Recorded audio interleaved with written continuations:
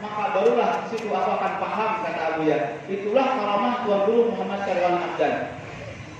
Kemudian setelah selesai 3 tahun menuntut ilmu di Kota Bangil, Tuan Guru Muhammad Syarwani Abdan mengarahkan beliau untuk meneruskan menimba ilmu ke Kota Haramain, yakni Kota Makkahul Mukarramah. Dan Abuya pun menyadari ketika akan pergi ke negeri haram, keluar negeri untuk menuntut ilmu, tentu bukan hanya mengandalkan keinginan, tetapi mengandalkan dana dan biaya dan lain sebagainya. Sedangkan almarhum Haji Zuhri itu bukan orang yang kaya, beliau hanya petani biasa. Tetapi dengan dorongan seorang habaib Habib Ja'far Balgois, yakni Ayanda Syed Mahmud Balgois, beliau diberi ongkos berangkat ke Kota Makkah bersama Syed Mahmud Balgois untuk melanjutkan menuntut ilmu ke Makkahul Mukarramah. Dan di sini terjadi dari karamah Tuan Guru Muhammad Syarwani Abdan. Ketika beliau akan menuju Makkah, Tuan Guru Muhammad Syarwani Abdan di Mesir, Syria, Damsyik, dan lain sebagainya. Dan guru-guru beliau sangat banyak, bisa kita lihat dan kita baca di biografi beliau di Wikipedia atau di Google. Nah, saya tidak membacakan itu karena mungkin jamaah sekalian bisa melihatnya nanti. Cuma saya menceritakan bagaimana perjalanan hidup beliau dengan keberkahan guru-guru beliau. Selesai beliau menuntut ilmu di negeri Haramain, pulanglah beliau ke tanah air, menuju kampung halaman desa Sungai Gampa, dan beliau berniat waktu itu untuk berdiam menetap di Kota Martapura. Sudah membeli tanah, membeli rumah di sana. Selang beberapa waktu diam di sana, maka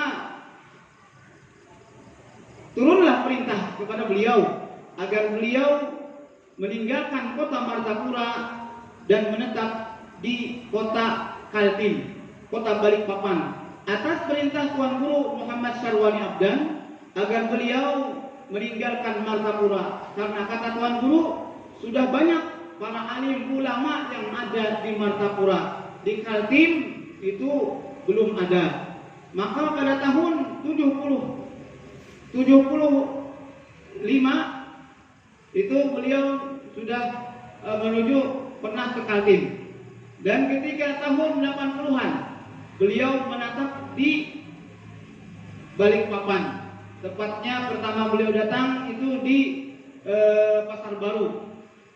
Kemudian atas arahan Tuan Guru beliau disuruhlah mendirikan pondok pesantren yang diberi nama oleh guru beliau juga Muhammad Syarwani Abdan, yakni Pondok Pesantren Syekh Muhammad Arsyad Al-Banjari, yang sampai sekarang kami adalah termasuk daripada para santri yang malam hari ini memperingati haul beliau, yang mudah-mudahan bisa mendapatkan keberkahan daripada ilmu guru-guru beliau, dan mudah-mudahan senantiasa nantinya bisa memberikan keberkahan kepada anak cucu keturunan kita.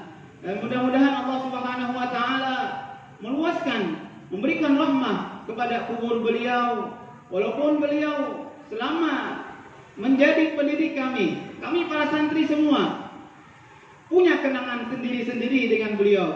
Beliau orang yang pemurah, beliau orang yang tegas, beliau orang yang sangat penyayang. Bahkan banyak persaksian kami, keponakan beliau, bahkan murid-murid yang ada prestasi, itu akan beliau bantu untuk melanjutkan sekolah. Dan kesaksian kami, beliau sangat penyayang dengan para santri adalah ketika santri itu telah berbuat segala macam kesalahan, guru-guru telah mengeluarkan satu perintah bahwasanya santri ini akan dikeluarkan. Tetapi kalau dihadapkan kepada beliau, beliau akan mempertahankan santri ini supaya tetap di pesantren. Karena kata beliau, kalau saja dia nanti di luar ditakutkan akan semakin rusak, mudah-mudahan kalau di pesantren setidaknya ia bisa sholat berjamaah, ia bisa menjadi orang berkumpul dengan yang orang baik. Siapa tahu suatu saat dengan itu mereka mendapat keberkahan, mendapat hidayah dari Allah dan bisa menjadi orang yang baik. Itulah Abuya yang senantiasa ada dalam kenangan kami. 2 tahun beliau sakit, namun selama itu beliau tetap saja mengajar.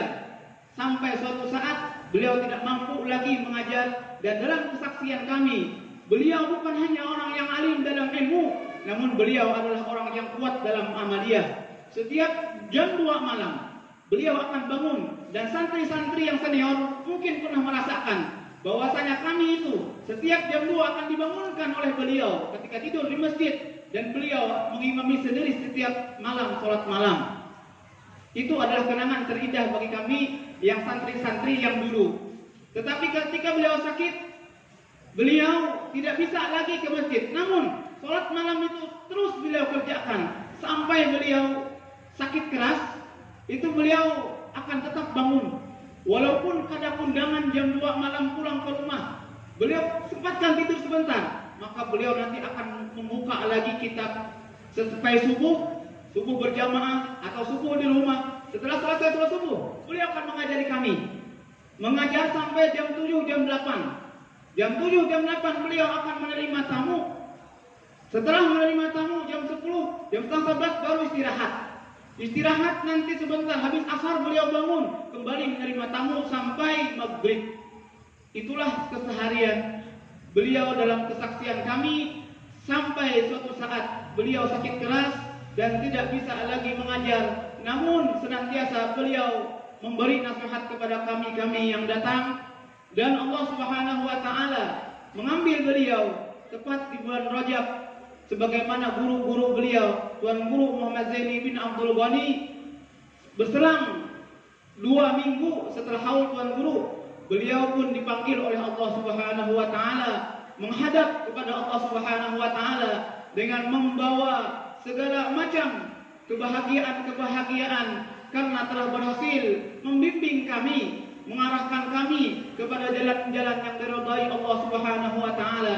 Tidak ada suatu apapun yang bisa kita lakukan kepada guru murabbi kita, kecuali kita berharap Allah Subhanahu wa taala senantiasa menurunkan rahmah, memberikan maghfirahnya, dan menurunkan kepada kita manfaat dan barakah-barakah ilmu mereka. Mudah-mudahan perkumpulan kita pada malam hari ini pun mendapatkan barakah daripada ilmu guru kita, ilmu guru-guru Abuya yang muntasib sampai kepada Rasulullah sallallahu alaihi wasallam. Hanya ini yang dapat kami sampaikan. Kurang lebihnya mohon maaf dan ampun. Wabillahi taufiq wal hidayah. Assalamualaikum warahmatullahi wabarakatuh. Rabbi anfa'na bi barakatihim wahdina husna bi hurmatihim wa amitna fi tariqatihim wa mu'afatin minal fitani. Sallallahu alaihi wasallam Muhammadin wa ala alihi wasallam. Alhamdulillahi rabbil alamin. Alhamdulillah, demikian sekilas dari manaqib Abuya Syekh Ahmad Syarbani Zuhri. Kemudian melangkah kepada acara yang berikutnya, acara inti, yaitu Mau'izatul Hasanah yang akan disampaikan oleh Mukarram Ustaz Abdul Muhyiddin. Kepada beliau waktu dan tempat dipersilahkan.